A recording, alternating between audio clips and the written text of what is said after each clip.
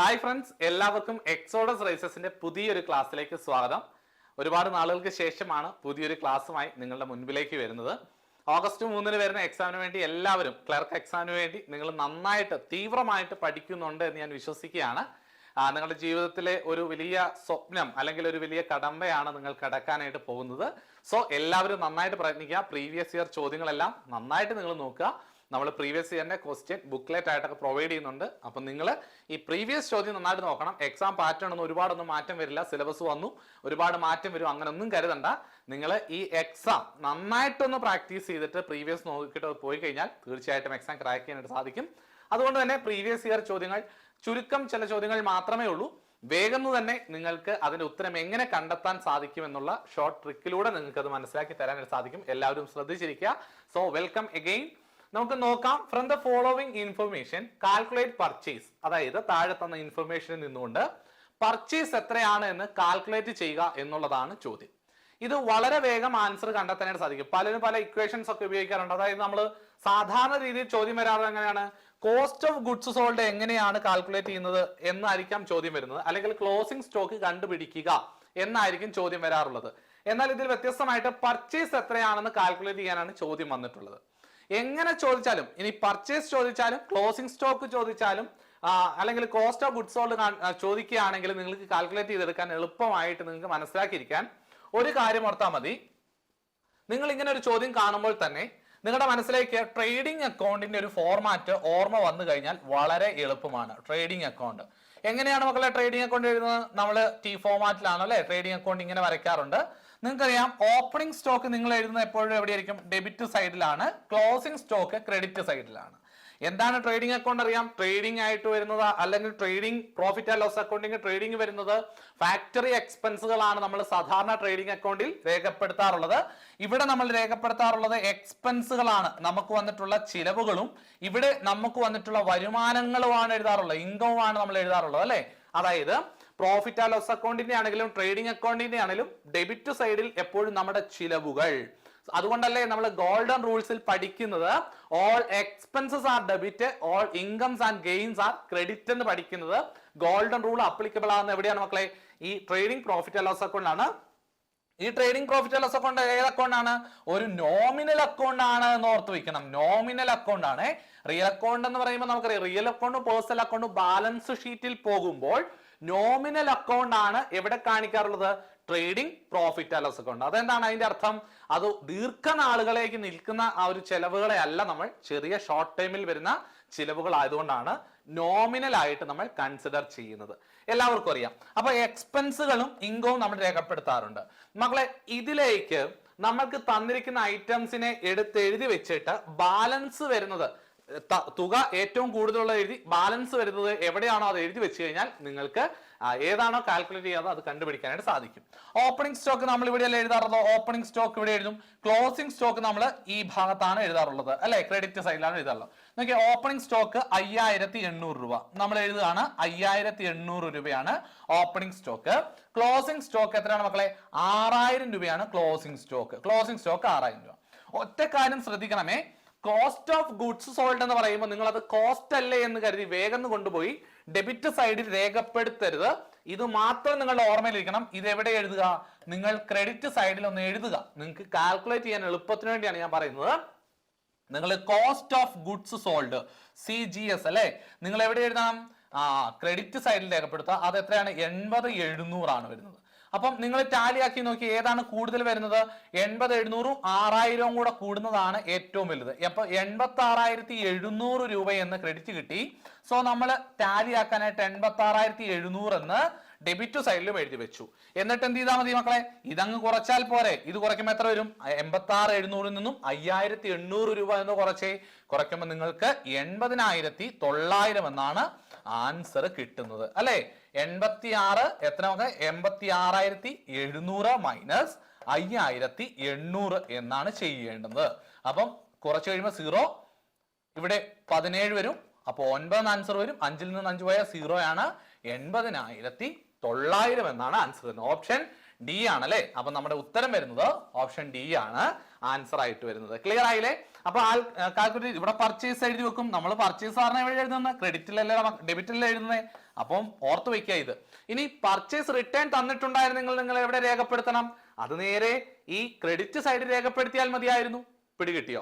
അപ്പം ഈ ഒരു ഫോർമാറ്റ് ഓർത്തിരുന്നാൽ നിങ്ങൾക്ക് വേഗം കണ്ടുപിടിക്കാനായിട്ട് ഉത്തരം കണ്ടുപിടിക്കാൻ സാധിക്കും. ഇനി ക്ലോസിംഗ് സ്റ്റോക്ക് ആണ് കണ്ടുപിടിച്ചതെങ്കിലും തന്നിരിക്കുന്ന ഐറ്റംസിനെ എഴുതി വയ്ക്കുക, എന്നിട്ട് ബാലൻസ് ക്ലോസിംഗ് സ്റ്റോക്ക് നേരെ കണ്ടുപിടിക്കാനായിട്ട് സാധിക്കും കേട്ടോ. അപ്പം നിങ്ങൾ വേഗം ഉത്തരത്തിലേക്ക് വരാനായിട്ട് ഈ ഒരു കാര്യം മാത്രം നിങ്ങളുടെ ഓർമ്മയിലിരുന്നാൽ മതിയാവും. അപ്പോൾ ഉത്തരം ഏതാണ് മക്കളെ? ഡി ആണ് ഉത്തരം. 80,900 അല്ലെ? 80,900. ഇത് അധികം നാളായില്ല, തൊട്ട് മുൻപ് നടന്ന സെക്രട്ടറി എക്സാമിന്റെ ക്വസ്റ്റ്യൻ പേപ്പർ ആണ്. 1 മാസം പോലും ആയില്ല ഈ എക്സാം നടന്നിട്ട്. അതുകൊണ്ട് ഒന്ന് ഓർത്ത് വെച്ചേക്കുക. അടുത്ത ചോദ്യം നോക്കിയാൽ മക്കളെ ലോയുമായി ബന്ധപ്പെട്ട ഒരു ചോദ്യമാണ്. 10/23/2023 ചോദ്യമാണ് അല്ലെ. Election to representative general body along with the nomination paper candidate എത്ര രൂപയാണ് സൊസൈറ്റി ഡിപ്പോസിറ്റ് ചെയ്യുന്നത്? ഞാൻ നിങ്ങൾക്ക് ഒരു ഐഡിയ കിട്ടാനായിട്ട്, അറിയില്ലാത്തവരുണ്ടെങ്കിൽ ഒരു ഐഡിയ കിട്ടാനായിട്ട് പറയാം. നമ്മുടെ കോഓപ്പറേറ്റീവ് സൊസൈറ്റിയിൽ നിന്നും മാനേജിംഗ് കമ്മിറ്റി തിരഞ്ഞെടുപ്പ് നടക്കുമ്പോൾ, മാനേജിംഗ് കമ്മിറ്റി എന്ന് പറഞ്ഞാൽ ഭരണസമിതി, നിങ്ങൾ വഴിയിലൊക്കെ കാണാറില്ലേ വലിയ പോസ്റ്റിലൊക്കെ ഓരോ ഫോട്ടോസ് വെച്ചിട്ട് ഇവരെ വിജയിപ്പിക്കുക എന്നൊക്കെ സൊസൈറ്റികൾ, അതായത് നമ്മുടെ കോഓപ്പറേറ്റീവ് ബാങ്കുകളിൽ ഇലക്ഷൻ നടക്കാറില്ലേ? അങ്ങനെ ഇലക്ഷൻ നടക്കുമ്പോൾ ഇലക്ഷന് മത്സരിക്കുന്ന മത്സരാർത്ഥി സൊസൈറ്റിയിൽ ഒരു തുക ഡിപ്പോസിറ്റ് ചെയ്യേണ്ടതായിട്ടുണ്ട്. എന്തിനാണ്? നോമിനേഷൻ, നാമനിർദ്ദേശ പത്രിക സമർപ്പിക്കുമ്പോൾ അതിനോടൊപ്പം കുറച്ച് പൈസ എന്ത് ചെയ്യണം? ഡെപ്പോസിറ്റ് ചെയ്യേണ്ടതായിട്ടുണ്ട്. ആ തുക എത്രയാണ് എന്നല്ല ചോദ്യം. ഇവിടെ ചോദിച്ചിരിക്കുന്നത് റെപ്രസെന്റേറ്റീവ് ജനറൽ ബോഡിയുടെ കാര്യമാണ്. ഒന്നുകൂടെ ഞാൻ പറഞ്ഞു കഴിഞ്ഞാൽ, ഭരണസമിതി ഇലക്ഷൻ നടക്കാറുണ്ട്. ഭരണസമിതി വലിയ ഒരുപാട് ആൾക്കാർ വന്നു കഴിഞ്ഞാൽ റെപ്രസെന്റേറ്റീവ് ജനറൽ ബോഡി കൂടാറുണ്ട് അല്ലെ? അപ്പൊ ഒരുപാട് ആൾക്കാർ എത്രയാണെന്ന് നമ്മൾ നേരത്തെ ക്ലാസ്സിൽ പഠിച്ചിട്ടുണ്ട്, വീഡിയോസ് കണ്ടാൽ മതി. റെപ്രസെന്റേറ്റീവ് ജനറൽ ബോഡി ഉള്ള സാഹചര്യത്തിൽ ഈ റെപ്രസെന്റേറ്റീവ് ജനറൽ ബോഡിയിൽ, അതായത് വലിയ ജനറൽ ബോഡി, നമ്മളിപ്പോ ഒരു കോഓപ്പറേറ്റീവ് സൊസൈറ്റി ആണെങ്കിൽ നിങ്ങൾക്ക് ചുരുക്കത്തിൽ മനസ്സിലാകാൻ വേണ്ടി പറയാം, ഇതൊരു കോഓപ്പറേറ്റീവ് സൊസൈറ്റി ആണ്. ഈ കോഓപ്പറേറ്റീവ് സൊസൈറ്റിയുടെ ജനറൽ ബോഡി എന്ന് പറഞ്ഞാൽ അവിടെ വോട്ടവകാശമുള്ള എല്ലാ ആൾക്കാരും ചേരുന്നതാണ് ജനറൽ ബോഡി. ഈ ജനറൽ ബോഡി ആൾക്കാർ നമ്മൾക്കറിയാം, ഓർത്തു വയ്ക്കുക, നോട്ട് ലെസ് ദാൻ 1000, അതായത് 1000-ൽ കുറയാത്ത ആൾക്കാർ വോട്ടവകാശമുള്ളവർ ഈ കോഓപ്പറേറ്റീവ് സൊസൈറ്റിയിൽ ഉണ്ടെങ്കിൽ, പിന്നെ മറ്റൊരു റൂളൂടെ പറയുന്നുണ്ട്, ഇതിന്റെ പ്രവർത്തന പരിധി, ഈ കോഓപ്പറേറ്റീവ് സൊസൈറ്റിയുടെ പ്രവർത്തന പരിധി എന്ന് പറയുന്നത് 1 or more than 1 taluk, 1 or more than 1 taluk, ഒന്നോ അതിലധികമോ താലൂക്കിൽ പ്രവർത്തന പരിധിയും ഉണ്ട് എങ്കിൽ ഈ കോഓപ്പറേറ്റീവ് സൊസൈറ്റിക്ക് ഒരു ചെറിയ ജനറൽ ബോഡിയെ കൂടെ അവിടെ രൂപീകരിക്കാൻ സാധിക്കും. ആ ജനറൽ ബോഡിക്കാണ് റെപ്രസെന്റേറ്റീവ് ജനറൽ ബോഡി എന്ന് പറയാറുള്ളത്. അപ്പൊ റെപ്രസെന്റേറ്റീവ് ജനറൽ ബോഡി നടക്കുമ്പോൾ ഓർക്കണം, ഈ റെപ്രസെന്റേറ്റീവ് ജനറൽ ബോഡിയുടെ ഇലക്ഷന്റെ കാര്യമാണ് ഇവിടെ പറയുന്നത്. അപ്പോൾ ഇവിടുത്തെ മാനേജിംഗ് കമ്മിറ്റി ഇവരെല്ലാം കൂടെ ചേർന്നിട്ട് ഒരു ഭരണസമിതി രൂപീകരിക്കാറുണ്ടോ മാനേജിംഗ് കമ്മിറ്റി? അപ്പോൾ ഇവിടെയും ഒരു തെരഞ്ഞെടുപ്പ് നമുക്ക് നടക്കേണ്ടതായിട്ടുണ്ട് അല്ലെ? അപ്പൊ ഇവിടെയും തെരഞ്ഞെടുപ്പ് നടക്കണം, മാനേജിംഗ് കമ്മിറ്റിയിലേക്കുള്ള തെരഞ്ഞെടുപ്പ് നടക്കണം. അപ്പൊ ഇവിടെ പറയുന്നത് ഈ representative general body, managing committee അല്ല, റെപ്രസെന്റേറ്റീവ് ജനറൽ ബോഡിയിലേക്കുള്ള തെരഞ്ഞെടുപ്പ് നടക്കുമ്പോൾ എങ്ങനെയായിരിക്കണം, റെപ്രസെന്റേറ്റീവ് ജനറൽ ബോഡിയുടെ തെരഞ്ഞെടുപ്പിന്റെ രീതി എന്ന് പറഞ്ഞാൽ എങ്ങനെയായിരിക്കണം എന്നാണ് പറയുന്നത്. അപ്പോൾ ഈ റെപ്രസെന്റേറ്റീവ് ജനറൽ ബോഡിയിലേക്ക് ഇലക്ഷന് വരുമ്പോൾ നോമിനേഷൻ പേപ്പർ നമ്മൾ സമർപ്പിക്കണം. അതായത് മത്സരിക്കാൻ ആഗ്രഹമുള്ളവർ, മത്സരാർത്ഥികളെല്ലാം ചേർന്ന് അവരെന്ത് ചെയ്യാറുണ്ട്? നാമനിർദ്ദേശ പത്രിക സമർപ്പിക്കാറുണ്ട്. അവർ നാമനിർദ്ദേശ പത്രിക സമർപ്പിക്കുമ്പോൾ ഈ റെപ്രസെന്റേറ്റീവ് ജനറൽ ബോഡിയുടെ ഇലക്ഷന്റെ കാര്യത്തിൽ ആ നാമനിർദ്ദേശ പത്രികയോടൊപ്പം എത്ര രൂപയാണ് ഡെപ്പോസിറ്റ് ചെയ്യേണ്ടത്, സൊസൈറ്റിയിൽ ഡെപ്പോസിറ്റ് ചെയ്യേണ്ടത് എന്നാണ് ചോദ്യം. ഓർത്തു വയ്ക്കുക, 250 ഓപ്ഷൻ തന്നു, 125, 100, 500 ഓപ്ഷൻ തന്നിട്ടുണ്ട്. ഇതിൽ നല്ല രീതിയിൽ പഠിച്ചു നിൽക്കുന്നവരാണ് എങ്കിൽ ഒരു പക്ഷേ എങ്കിലും സംശയം വരാൻ സാധ്യതയുണ്ട്. കാരണം നിങ്ങൾ ഓർത്ത് വയ്ക്കുക, ഇതിന്റെ ഉത്തരം എന്ന് പറയുന്നത് ഓപ്ഷൻ സി ആണ്, 100 രൂപ. കാരണം ഈ 250ഉം 125ഉം നിങ്ങൾക്കൊരു സംശയം വരാം. റെപ്രസെന്റേറ്റീവ് ജനറൽ ബോഡിയുടെ ഇലക്ഷന്റെ കാര്യത്തിൽ നോമിനേഷൻ പേപ്പറിനോടൊപ്പം 100 രൂപയും, എന്നാൽ സാധാരണ മാനേജിംഗ് കമ്മിറ്റി ഇലക്ഷൻ ആണ് എങ്കിൽ ജനറൽ കാൻഡിഡേറ്റ്സ് കൊടുക്കേണ്ടത് 250 രൂപയും, SC ST കാൻഡിഡേറ്റ്സ് ആണെങ്കിൽ 125 രൂപയാണ് സമർപ്പിക്കേണ്ടത്. അതായത് ഒരു കോഓപ്പറേറ്റീവ് സൊസൈറ്റി മാനേജിംഗ് കമ്മിറ്റി തെരഞ്ഞെടുപ്പ് നടക്കുമ്പോൾ നാമനിർദ്ദേശ പത്രയോടൊപ്പം 250 രൂപയാണ് ഡെപ്പോസിറ്റ് ചെയ്യേണ്ടത്. എന്നാൽ SC/ST കാൻഡിഡേറ്റ് ആണെങ്കിൽ 125 രൂപ മാത്രം എന്ത് ചെയ്താൽ മതി, ഡെപ്പോസിറ്റ് ചെയ്താൽ മതി. ഇനി താഴെ പറയുന്നത് എന്താണ്, റെപ്രസെന്റേറ്റീവ് ജനറൽ ബോഡിയുടെ ഇലക്ഷൻ ആണെങ്കിൽ 100 രൂപയാണ് സമർപ്പിക്കേണ്ടത് കേട്ടോ. അത് ക്ലിയർ ആയിട്ടൊന്ന് മനസ്സിലാക്കി വെക്കുക. ഇനി rule 34A representative general body തിരഞ്ഞെടുപ്പിനെ കുറിച്ച് പറയുന്നത് റൂൾ 34A എന്നാൽ സാധാരണ നമ്മുടെ മാനേജിംഗ് കമ്മിറ്റി തിരഞ്ഞെടുപ്പിനെ കുറിച്ച് പറയുന്നത് റൂൾ 35A ഓർത്തു വെക്കുക കേട്ടോ. ഹെഡിങ് ഒന്ന് ഓർത്ത് വെച്ചാൽ മതി. Regarding the conduct of election, procedure regarding the conduct of election to the representative general body rule 34A ആണ്. റൂൾ 35A എന്താണ്, election procedure regarding the conduct of election to the committee, managing കമ്മിറ്റിയിലേക്കുള്ള തെരഞ്ഞെടുപ്പിനെ കുറിച്ചാണ്. ഇനി നിങ്ങൾ ഓർത്തു വെക്കുക, എങ്ങനെയാണ് ഒരു തെരഞ്ഞെടുപ്പ് നടക്കുന്നത് അറിയാം. അതായത് നിലവിലുള്ള മാനേജിംഗ് കമ്മിറ്റിയുടെ കാലാവധി 60 ദിവസം മുൻപ് തന്നെ, കാലാവധി തീരുന്നതിന് 60 ഡേയ്സ് മുമ്പ് തന്നെ നിലവിലുള്ള മാനേജിംഗ് കമ്മിറ്റി എന്ത് ചെയ്യണം, കൂടണം. മാനേജിംഗ് കമ്മിറ്റി കൂടിയിട്ട് അവർ അടുത്ത ഇലക്ഷൻ നടക്കാനുള്ള തീരുമാനങ്ങൾ, അടുത്ത ഇലക്ഷൻ എവിടെ വെച്ച്, ഏത് സമയത്ത്, ഏത് ദിവസത്ത്, ഏതൊക്കെ ബൂത്തുകൾ, എങ്ങനെയാണ് അതിന്റെ നടത്തേണ്ട ക്രമങ്ങൾ എന്നെല്ലാം ഉള്ളതിനെ കുറിച്ചൊരു ചർച്ച കൂടി തീരുമാനിക്കണം. എന്നിട്ട് ആ ചർച്ചയുടെ തീരുമാനങ്ങൾ എന്ത് ചെയ്യണം മക്കളെ, ഒരാഴ്ചക്കുള്ളിൽ നമ്മൾ ആർക്ക് കൊടുക്കണം, നമ്മുടെ ഇലക്ഷൻ കമ്മീഷന് സമർപ്പിക്കണം. ഇലക്ഷൻ കമ്മീഷന് സമർപ്പിക്കണം. രജിസ്ട്രാർ മുഖേനയാണ് കൊടുക്കേണ്ടത് അല്ലെ. അപ്പൊ നമുക്കറിയാം ഇലക്ഷൻ കമ്മീഷന് ഇത് നമ്മൾ ഒരു ആഴ്ചക്കുള്ളിൽ ഇലക്ഷൻ കമ്മീഷന് നമ്മളിത് സമർപ്പിക്കണം എന്നുള്ളത് ഓർത്തു വെക്കാം. ഈ ഇലക്ഷൻ കമ്മീഷന്റെ കയ്യിൽ ഈ റെസൊല്യൂഷൻ പാസ്സാക്കിയത് കിട്ടും. അതായത് ഒരു കോഓപ്പറേറ്റീവ് സൊസൈറ്റി അടുത്ത തെരഞ്ഞെടുപ്പ് നടക്കാനുള്ള പ്രക്രിയകളെല്ലാം തീരുമാനിച്ചിട്ട് ഒരാഴ്ചക്കുള്ളിൽ ഇലക്ഷൻ കമ്മീഷൻ അറിയിക്കും. ഇലക്ഷൻ കമ്മീഷൻ അറിയിച്ചു കഴിയുമ്പോൾ ഇലക്ഷൻ കമ്മീഷൻ എന്ത് ചെയ്യും, ഒരു റിട്ടേണിംഗ് ഓഫീസറിനെ അപ്പോയിന്റ് ചെയ്യും. അപ്പൊ ഓർത്തു വെക്കുക, ആ കോഓപ്പറേറ്റീവ് സൊസൈറ്റിയുടെ ഇലക്ഷൻ നടത്തുക എന്നുള്ള പ്രഥമമായിട്ടുള്ള ധർമ്മം നിർവഹിക്കുന്ന ഓഫീസറാണ് റിട്ടേണിംഗ് ഓഫീസർ എന്ന് ഓർത്തു വെക്കുക. ആരാണ് മക്കളെ, റിട്ടേണിംഗ് ഓഫീസർ എന്ന് ഓർത്തു വെക്കുക. ഇനി അതുപോലെ തന്നെ ഒരു ഇലക്ടറൽ ഓഫീസർ കാണും. എന്താ ഇലക്ടറൽ ഓഫീസറുടെ ഡ്യൂട്ടി എന്ന് പറഞ്ഞാൽ ഇലക്ഷൻ നടത്താൻ ആവശ്യമായിട്ടുള്ള സഹായങ്ങൾ ചെയ്യുക. എക്സാമ്പിൾ, ബാലറ്റ് പേപ്പറിന്റെ പ്രിപ്പറേഷൻസ്, ബാലറ്റ് പേപ്പറുകൾ പ്രിന്റ് ചെയ്യുക, അതിന്റെ പ്രിപ്പറേഷൻസ് ചെയ്യേണ്ടത് ഇലക്ഷൻ കമ്മീഷനാണ്, ഇലക്ടറൽ ഓഫീസറാണ്. അതുപോലെ തന്നെ ബാലറ്റ് ബോക്സിന്റെ ക്രമീകരണങ്ങൾ, ബാക്കിയുള്ള ഇലക്ഷൻ അറേഞ്ച്മെന്റുകൾ അങ്ങനെ തന്നെ ഓർത്ത് വെച്ചാൽ മതി കേട്ടോ. എന്താ മക്കളെ, arrangements for the conduct of election. എന്നാൽ ഇലക്ഷൻ നടത്തിയിട്ട് റിസൾട്ട് വരെ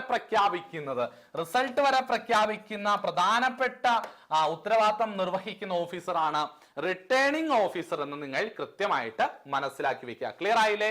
അത് നന്നായിട്ടൊന്ന് മനസ്സിലാക്കി. അപ്പോ ഇലക്ഷൻ കമ്മീഷൻ ആണ് ഈ രണ്ടുപേരെയും അപ്പോയിന്റ് ചെയ്യുന്നത്. എന്നാൽ മാനേജിംഗ് കമ്മിറ്റിയുടെ ഇലക്ഷൻ നടന്നിട്ട് പ്രസിഡന്റിനെയും വൈസ് പ്രസിഡന്റ്, ട്രഷറർ തുടങ്ങിയ ഓഫീസ് ബെയറേഴ്സിന്റെ തെരഞ്ഞെടുപ്പ് നടക്കാറുണ്ട്. ഒരു മാനേജിംഗ് കമ്മിറ്റിയെ തെരഞ്ഞെടുത്തു, ആ മാനേജിംഗ് കമ്മിറ്റി എന്ത് ചെയ്യും, 15 അംഗ മാനേജിംഗ് കമ്മിറ്റി ആയിരിക്കും. അതായത് ഒരു പ്രൈമറി സൊസൈറ്റിയിൽ 7 അംഗങ്ങൾ മുതൽ 15 അംഗങ്ങൾ വരെയുള്ള ഒരു മാനേജിംഗ് കമ്മിറ്റി ആയിരിക്കും ഉള്ളത്. എന്നാൽ അപ്പക്സ് ആണെങ്കിൽ 7 മുതൽ 21 അംഗങ്ങൾ വരെയാണ് വരാറുള്ളത്. ഈ 15 അംഗ സമിതിയെ അവരെന്ത് ചെയ്യുന്നുണ്ട്, എലക്ട് ചെയ്ത് കഴിഞ്ഞാൽ ഇതിൽ നിന്നും ഒരു പ്രസിഡന്റിനെയും വൈസ് പ്രസിഡന്റിനെയും ഒക്കെ തെരഞ്ഞെടുക്കണ്ടേ, അവരെ നമ്മൾ ഓഫീസ് ബെയറേഴ്സ് എന്നാണ് പറയാറുള്ളത്. അപ്പോൾ ഓഫീസ് ബെയറേഴ്സിന്റെ തെരഞ്ഞെടുപ്പ് നടക്കുമ്പോൾ നടത്താനായിട്ട് വരുന്ന ഉദ്യോഗസ്ഥൻ റിട്ടേണിംഗ് ഓഫീസർ അല്ല, മറിച്ച് പ്രിസൈഡിംഗ് ഓഫീസർ എന്നാണ് പറയാറുള്ളത്. പ്രിസൈഡിംഗ് ഓഫീസർ ഓർത്തു വെക്കുക. അപ്പൊ പ്രിസൈഡിംഗ് ഓഫീസർ, ഇതൊരു ചോദ്യം വന്നിട്ടുള്ളതാണ് പ്രീവിയസ്. ഓഫീസ് ബെയറേഴ്സിന്റെ ഇലക്ഷൻ നടത്തുന്നത് പ്രിസൈഡിംഗ് ഓഫീസറാണ്. നിയമിക്കുന്ന ആരാ തന്നെയാണ്, ഇലക്ഷൻ കമ്മീഷൻ തന്നെയാണ് നിയമിക്കുന്നത്. ഓക്കെ അല്ലേ? അപ്പൊ ഇവര് വന്നിട്ടാണ് ഇലക്ഷൻ നടത്തുന്നത്. അപ്പൊ നോമിനേഷൻ പേപ്പർ ഒക്കെ ആരുടെ കയ്യിലേക്കാണ് കൊടുക്കേണ്ടത്, റിട്ടേണിംഗ് ഓഫീസർ കൈവശമാണ് നോമിനേഷൻ പേപ്പറുകൾ, നാമനിർദ്ദേശ പത്രിക. ഇപ്പൊ എനിക്ക് മത്സരിക്കാൻ ആഗ്രഹമുണ്ട്, അപ്പം ജെയ്സൺ എന്ന് പറഞ്ഞ് എനിക്ക് മത്സരിക്കാൻ ആഗ്രഹം ഉണ്ടെങ്കിൽ ഞാൻ നാമനിർദ്ദേശ പത്രികയും ഞാൻ സാധാരണ മാനേജിംഗ് കമ്മിറ്റി ഇലക്ഷൻ ആണെങ്കിൽ 250 രൂപയും ചേർത്തിട്ട് ആരുടെ കൊടുക്കും, റിട്ടേണിംഗ് ഓഫീസറിലേക്ക് കൊടുക്കും. ഓക്കെ ആണോ? അപ്പൊ റിട്ടേണിംഗ് ഓഫീസർ ഈ നോമിനേഷൻ പേപ്പർ കിട്ടി എന്നുള്ളത് സാക്ഷ്യപ്പെടുത്തണമല്ലോ. അതിനാണ് ഒരു അക്നോളജ്മെന്റ് പേപ്പർ വരാറുണ്ട്, ഒരു അക്നോളജ്മെന്റ് ചെയ്യാറുണ്ട്. അങ്ങനെ അക്നോളജ്മെന്റ് ചെയ്യുന്ന ഏതാണ്, ഒരു ഫോം നമ്പർ ചോദിച്ചിട്ടുണ്ട് അല്ലെ. അക്നോളജ്മെന്റ് ഫോം നമ്പർ എത്രയാണ് മക്കളെ, 37 ആണ് അക്നോളജ്മെന്റ് ഫോം. അതായത് നമ്മൾ നാമനിർദ്ദേശ പത്രിക സമർപ്പിച്ചു, അതെന്റെ കയ്യിൽ കിട്ടി എന്നുള്ള സാക്ഷ്യപ്പെടുത്തുന്ന ഒരു അക്നോളജ്മെന്റ് ആണ് ഫോം നമ്പർ 37 എന്ന് നിങ്ങൾ കൃത്യമായിട്ട് മനസ്സിലാക്കി വെക്കുക. അപ്പം ഈ ഫോം നമ്പർ 37 തൊട്ടു പിറകിലുള്ള കുറച്ച് ഫോമുകൾ അടുത്തടുത്ത് പഠിക്കേണ്ടതായിട്ടുണ്ട്. എന്താണെന്നറിയാമോ, ഇലക്ഷൻ നടത്താനായിട്ട് തീരുമാനിച്ചു, ഇലക്ഷൻ നടത്തുന്ന ക്രമീകരണങ്ങളെല്ലാം ചെയ്തു. അപ്പൊ കോഓപ്പറേറ്റീവ് സൊസൈറ്റിയിൽ വോട്ടവകാശമുള്ള ആൾക്കാരുടെ ലിസ്റ്റ് പ്രസിദ്ധീകരിക്കാറുണ്ട്.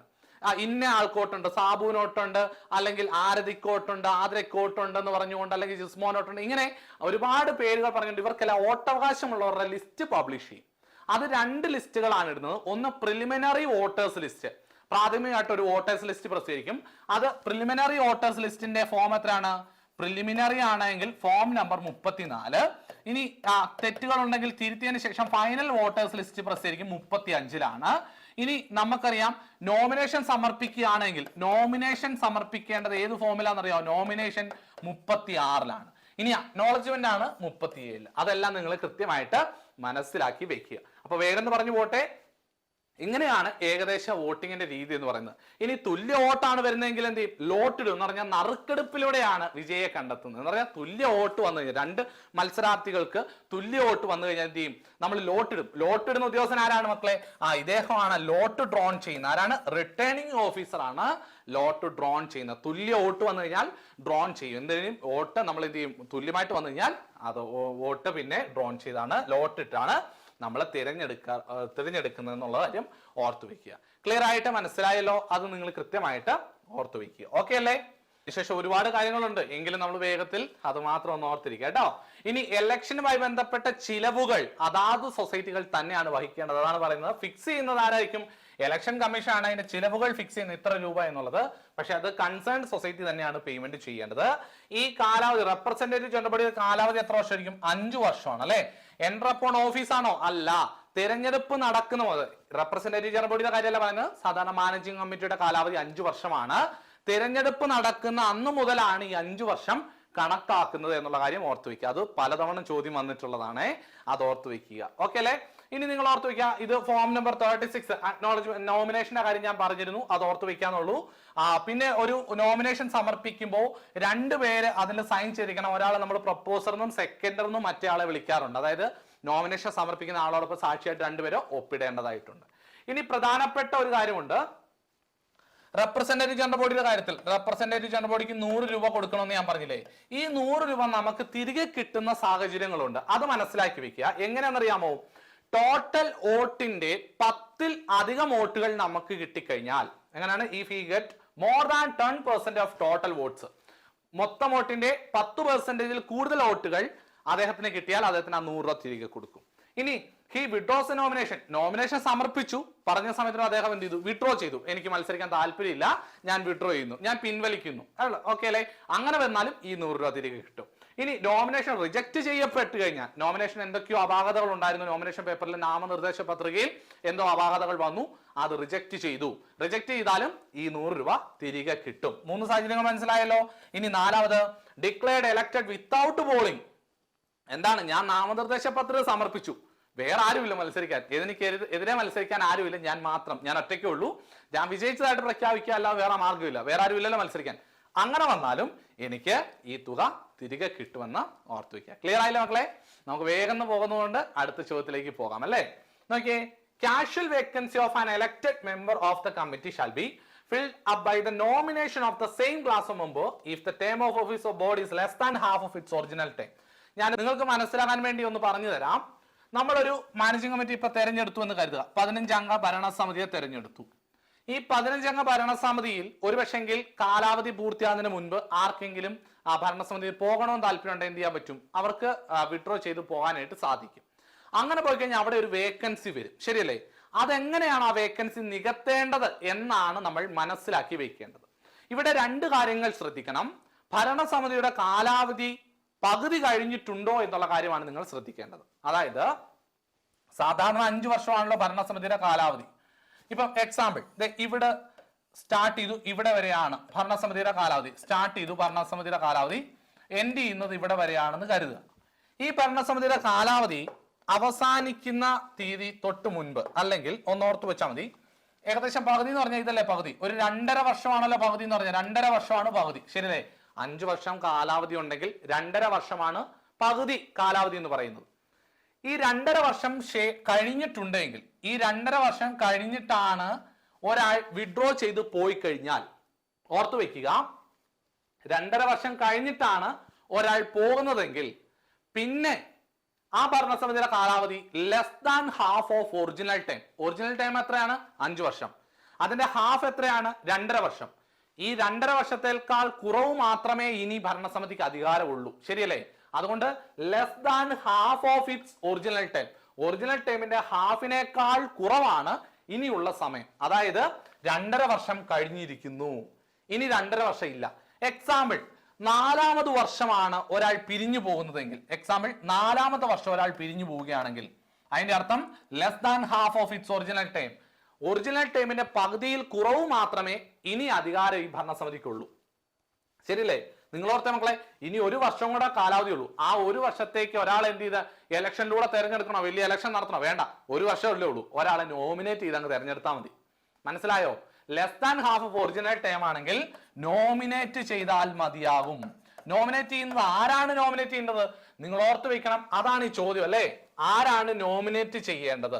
ഇനി ഒരു കാര്യം ഓർത്തണേ, നോമിനേഷനിലൂടെയാണ് വരുന്നത് എന്നുള്ള കാര്യം മനസ്സിലാക്കാൻ ഞാൻ അവിടെ യെല്ലോ കൊടുത്തിട്ടുണ്ട്. ഇലക്ഷനിലൂടെ അല്ല. ഓക്കെ ആണേ? ഇനി ഭരണസമിതിയുടെ കാലാവധി more than half of original time ആണെങ്കിലോ, അതായത് സ്റ്റാർട്ട് ചെയ്തു 1ാമത്തെ വർഷം തന്നെ ഒരാൾ പിരിഞ്ഞു പോയി എന്നിരിക്കട്ടെ. അപ്പൊ ഇനി ടൈം പകുതിയേക്കാൾ കൂടുതൽ ഇനി അവശേഷിക്കുക. ശരിയല്ലേ? ടോട്ടൽ ടൈമിന്റെ. അപ്പോൾ അവിടെ ഇലക്ഷനിലൂടെയാണ് നമ്മൾ ഒരാളെ തിരഞ്ഞെടുക്കുന്നത്. ഇലക്ഷനിലൂടെയാണ് ഒരാളെ തിരഞ്ഞെടുക്കേണ്ടുന്നത്. ക്ലിയർ ആണല്ലോ?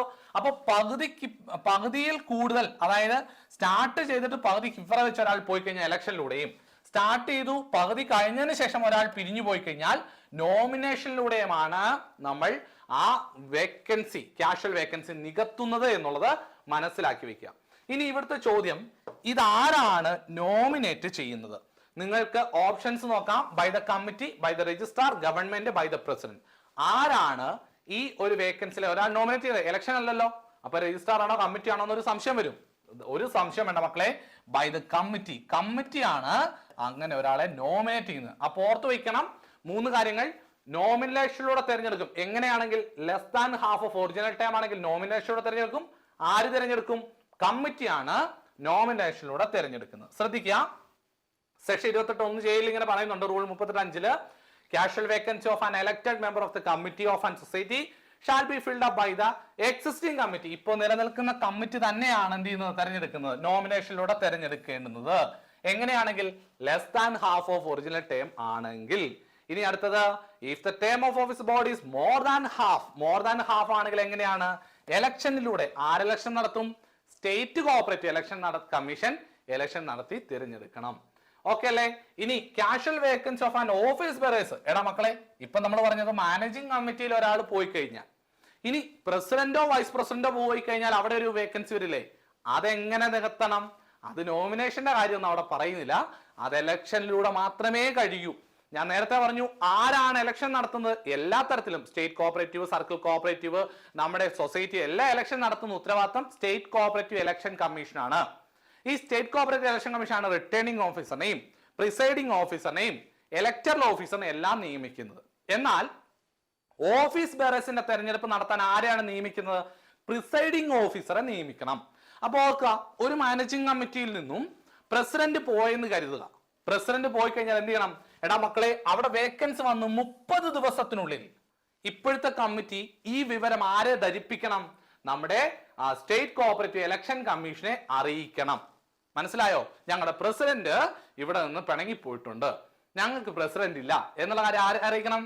നമ്മൾ ഇലക്ഷൻ കമ്മീഷൻ അറിയിക്കണം. നേരത്തെ ഇത് 15 ദിവസം ആയിരുന്നു കേട്ടോ. ഇപ്പൊ അമെന്റ്മെന്റ് വന്ന 24 അമെന്റ്മെന്റിലാണ് മാറിയത്. അപ്പോ 30 ദിവസം ഇലക്ഷൻ കമ്മീഷൻ അറിയിക്കണം. ഇലക്ഷൻ കമ്മീഷൻ ഉടനെ ആരെ നിയമിക്കും? ഒരു പ്രിസൈഡിംഗ് ഓഫീസറിനെ നിയമിക്കും. പ്രിസൈഡിംഗ് ഓഫീസറാണ് പിന്നീട് ഇലക്ഷൻ നടത്തുന്നത് അല്ലേ? അപ്പൊ പ്രിസൈഡിംഗ് ഓഫീസർ വന്ന 7 ദിവസത്തിനുള്ളിൽ കമ്മിറ്റി കൂടി ഇലക്ഷൻ നടത്തുകയാണ് ചെയ്യുന്നത്. അപ്പൊ ഓർത്ത് വയ്ക്കുക, appoint A presiding officer within 7 days from the date of receipt or request. അതായത് നമ്മൾ 30 ദിവസത്തിനുള്ളിൽ ആരെ അറിയിക്കും? ഇലക്ഷൻ കമ്മീഷനെ കാര്യം അറിയിക്കും. ഇലക്ഷൻ കമ്മീഷൻ അടുത്ത 7 ദിവസത്തിനുള്ളിൽ പ്രിസൈഡിംഗ് ഓഫീസറിനെ ആ സൊസൈറ്റിയിൽ അപ്പോയിന്റ് ചെയ്യും. എന്തിനു വേണ്ടി? ഇലക്ഷൻ നടത്താൻ വേണ്ടി എന്നുള്ള കാര്യം ഓർത്തു വയ്ക്കുക. ക്ലിയർ ആണ്? പിന്നീട് 7 ദിവസത്തിനുള്ളിൽ അടുത്ത ഇലക്ഷൻ നടക്കും എന്നുള്ളതൊക്കെ നമ്മൾ പഠിക്കുന്നതാണ്. അതവിടെ നിൽക്കട്ടെ. ഒരു ചോദ്യം കൂടെ നോക്കിയിട്ട് നമുക്ക് അവസാനിപ്പിക്കാം.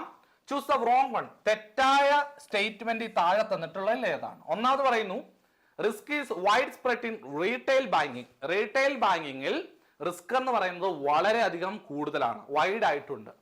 Option B, retail banking is mass market banking model. Retail banking എന്ന് പറഞ്ഞാൽ ഒരു മാസ് മാർക്കറ്റ് ആണ്, അതായത് ഒരു വലിയ വൈഡ് ആയിട്ടുള്ള മാർക്കറ്റ് ആണ് റീറ്റെയിൽ ബാങ്കിങ്.